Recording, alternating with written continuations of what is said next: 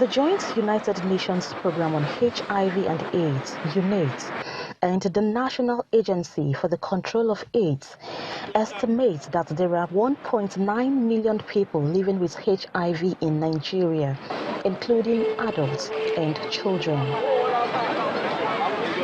Apart from having about the second largest HIV epidemic in the world, Nigeria is said to also have one of the highest rates of new infection in sub-Saharan Africa.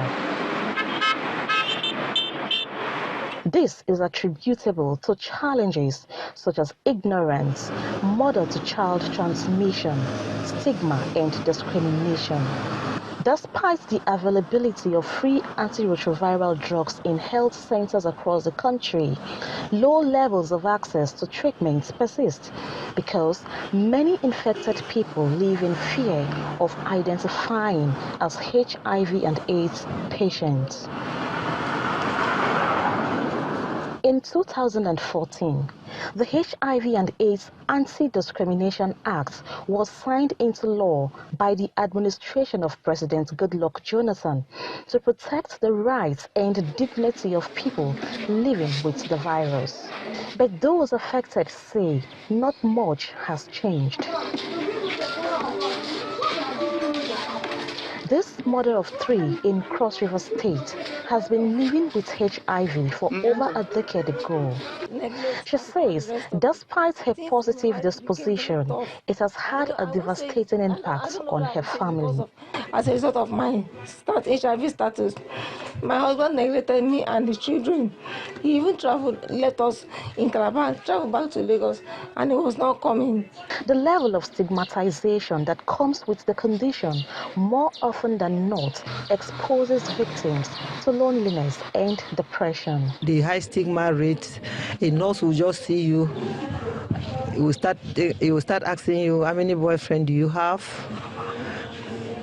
Just the stigma alone, in that time, people just give up to go and die. We have fears because in 2010, we were in HIV conference in Abuja, and the theme was ownership and sustainability. And this is 9 years after.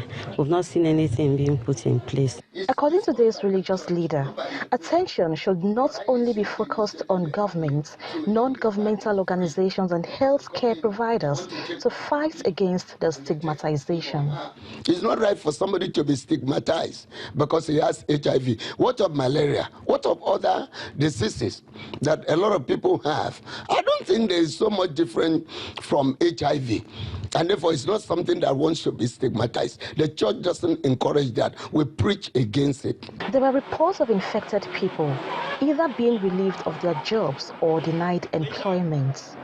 Successfully ending HIV and AIDS is tied to implementing the anti-stigma bill and eradicating discrimination, which many victims say almost transcends their health challenges. Imani Odi, Channels Television News.